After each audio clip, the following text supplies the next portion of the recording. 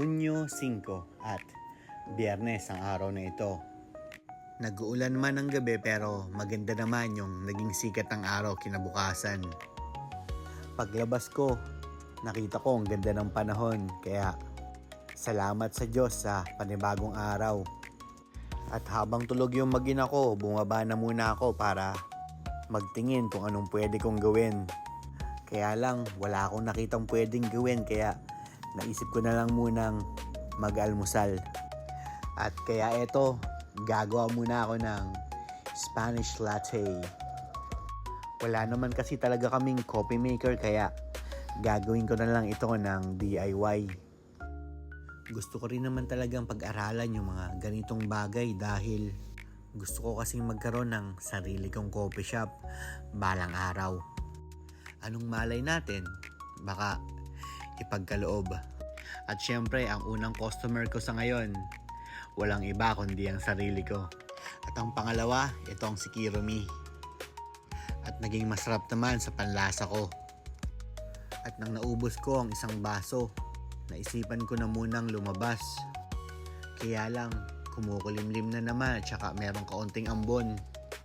Pero lumabas pa rin ako para puntahan yung shop ko. Hindi na rin muna ako nagbukas dahil wala rin namang pumapasok ngayon dito sa Primsu. Binisita ko lang talaga, tinitignan ko kung meron bang mga tulo. So far, basang-basa itong harapan. Pero di bale, palalagyan ko na rin naman ng bubong yan kalaunan. Bago na lang din ako umuwi, umikot muna ako sa mga bentahan ng computer parts at mayroon akong hinahanap. Una kong pinuntahan, si Kuya Gilbert dito sa Gigabyte. Pero wala kasi dito sa kanila yung hinahanap ko. Pangalawa, dito naman kay Hugo Trading sa tapat ng Sports Complex. Pero wala pa rin talaga dito yung hinahanap ko. Pangatlo, dito naman sa tapat ng CSI. Dito yan sa JNA. At merong pinakita dito sa akin si ate. Makakapag-split din siya ng HDMI pero kasi pang HDTV yung ini-split niya. At kaya naman pumunta ako dito sa pang-apat sa Ali.com. Ang hinahanap ko kasi sana yung mai-split niya yung HDMI papunta sa dalawang HDMI papunta sa pangalawang monitor. At ito na lang yung nakita ko. Adapter ng DP papunta na lang ng VGA. At bago ako umuwi sa amin, nako, tanghali na pala. Kaya dumiretso na ako ng palengke. Diretsong bili na ako ng pananghalian namin kasi nga tanghali na. At sa gantong kalamig na panahon, naisip kong lutuin yung dinengdeng. Teka lang, bakit parang ang haba na wala pang intro?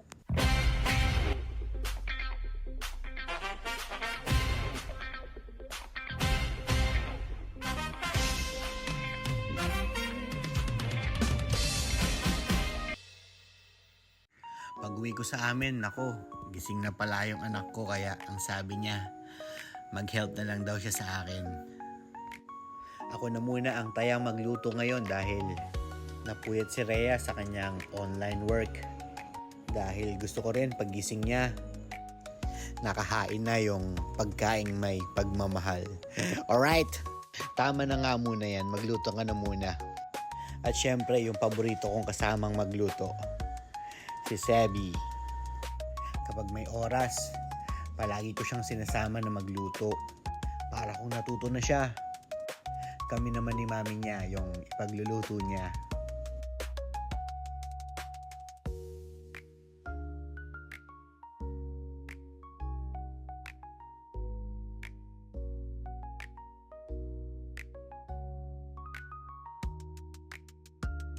At ang resulta, nako, pagkasasarap naman talaga. Palagi pong salamat Panginoon sa pagkain meron kami. At nauna na nga muna kami talaga ni Sebi. At nang matapos naman kaming kumain, excited naman akong ikabit itong nabili ko. At kaya ayun, sinimulan ko na para matapos na. At alam nyo ba kung bakit ko ito binili? Yan ay para makanood ako ng YouTube habang nag-layout tsaka nagtatrabaho.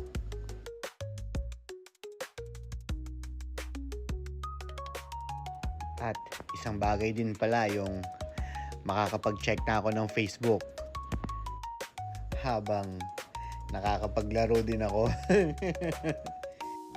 O, di ba? Ang saya.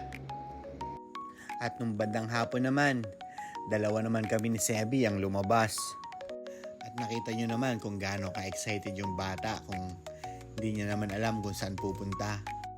At dito ko naman siya dinala sa pagupitan. Dito nga pala yan sa Kultab at malapit lang din naman ito sa amin. At mukha din naman siyang masaya dito sa pinagdalan ko sa kanya.